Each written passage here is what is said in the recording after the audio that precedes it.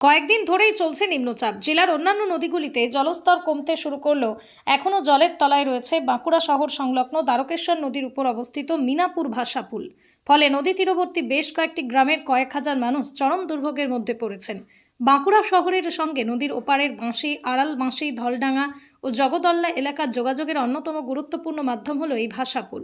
স্বাভাবিক সময়ে ভাষাপুল দিয়েই সহজে শহরে যাতায়াত করেন এলাকার বাসিন্দারা, কিন্তু বর্ষাকালে নদীতে জলস্তর বাড়লেই বন্ধ হয়ে যায় ভাষাপুল দিয়ে যাতায়াত।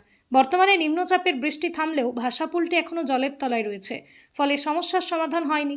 শহরে পৌঁছতে কয়েক কিলোমিটার ঘুরে একতেশ্বর কিংবা রাজগ্রাম হয়ে যাতায়াত করতে হচ্ছে গ্রামবাসীদের। এতে অতিরিক্ত সময় ও অর্থ দুই ব্যয় হচ্ছে, ফলে চরম দুর্ভোগে পড়েছেন বলেই জানিয়েছেন স্থানীয়রা। অবস্থা, অনেক মানুষ যাতায়াত করে, আমরা বাসির বাসিন্দা তো এই দিয়ে পেরিয়ে আসি, সবজি টবজি নিয়ে আসি, টাউনে বেদেশান ডেকে অনেকটা ঘুরে আসতে হচ্ছে। এখন কোথায় একটেশ্বরে ব্রিজ হয়ে কিংবা রাজগ্রামের ব্রিজ হয়ে বেরিয়ে আসতে হচ্ছে আমাদের। প্রতি বছর কি বান এলে এরকম? হ্যাঁ, প্রতি বছরে বান এলে এরকম হয়ে যায়। তারপরে তো ব্রিজ ভেঙে যায়, হ্যাঁ, ব্রিজ ভেঙে যায়, রিপেয়ারিং হয়। রিপেয়ারিং হয়, ওই রকমই হয়, সামান্য যেভাবে হয় সেভাবেই হয়। যাতায়াতের সেভাবে সুবিধা হয় না। যাতায়াতের এমন কিছু সুবিধা হয় না, পুরো লেভেল করে না তো ভালো করে। তাহলে এই যে ব্রিজ এত কোটি কোটি টাকা খরচা করে তৈরি হয়েছে, কি কাজে লাগছে আপনাদের?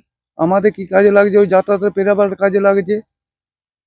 যখন জল না থাকে তখন, হ্যাঁ, আর জল থাকলে সমস্ত বন্ধ, তো সমস্ত বন্ধ হয়ে যায়।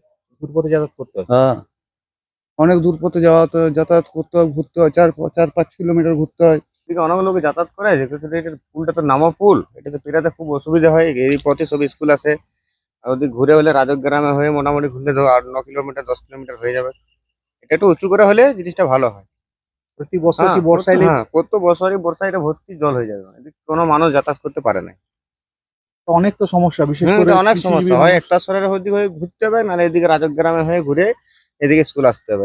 এই রাস্তাটা প্রচুর মানুষ যাতায়াত করে।